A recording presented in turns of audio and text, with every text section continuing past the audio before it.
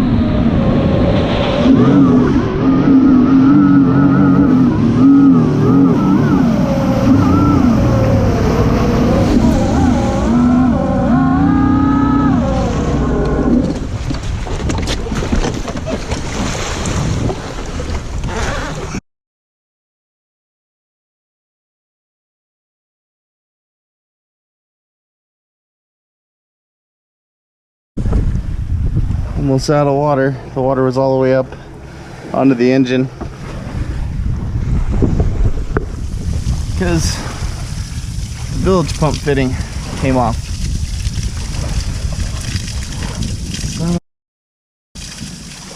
Well, that was close. Almost lost the whole ski. Alright, so that could have been a lot worse than what it was. It's the freshwater washdown connection that broke off.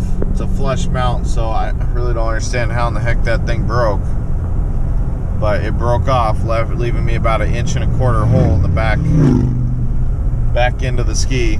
Luckily I wasn't even gonna take that crab trap with me, but I was figuring, you know, I'll make some friends and give some crab away to some of the rental boats there in the bay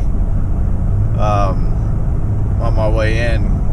But if I didn't take that crab trap, I would have started trolling and probably ended up sinking and having to bail in the water and losing all my stuff. So luckily I took the crab trap. As I was getting it unlatched, I kind of realized that the back end of that ski was sitting in about 2 inches deep of water, which is not normal at all. And so I then all I could do is jump onto the front, get it started, and get it moving. And then, you know, as you guys all see in the video, because I think I had the GoPro going, I just reached back, grabbed the trap, and got it off the ski. That was unsecure. There was no way for me to secure that back on at that point in time without actually sinking. So I just ditched it, got the rope out to where I wasn't tangled up or dragging anything, and then started going. I don't know if you can tell in the video or not, but when I started going, boy, when I came down off one of those waves there, just as I was starting to get going, the water all shifted to the front of that ski and just buried the nose. I'm not sure if that shows or not. I don't think I completely submerged the nose, but boy, it sure put a lot of weight front end on that ski. Kind of scared me right there. Didn't think I was going to come in when that happened. But as I got going, I felt the ski coming up, less dragged in the water and moving a little better. And so I just made sure I kept a steady pace all the way in through the bar. I took it really nice and easy, as you can see. Like I said, if the video was going, you can see I didn't really go fast coming through the bar. And then once I got inside, I just hammered it. And the ski did end up sinking at the dock. there at the ramp. I didn't even dock it. I just pulled up and kind of semi-beached it onto the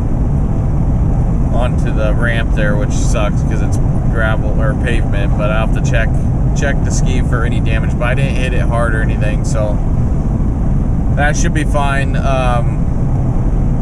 So it's just a simple fitting. It's gonna be a really easy fix as long as I didn't take any water into the fuel, which I don't think I did, because where it sank was only in like a foot and a half of water.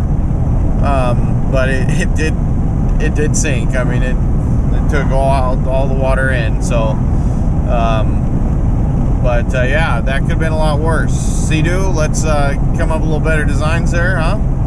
Yeah, so make sure you're checking all your fittings on your boats and skis. Everything was intact when I was at the ramp. I always check the back end to make sure nothing's missing. So I know I was kind of hitting those waves a little hard on the way out, which was pretty dang fun, but you know, something jarred loose. The machines should be able to take that kind of abuse and not have fittings break off. Anyways, so that's it for today's video. So it's kind of hoping to have some fishing in here, but you know, I'm lucky I got the ski on the trailer, and lucky I didn't have to go for a swim. So I'm on my way home now, and we'll see you tomorrow when we go out at Neatards.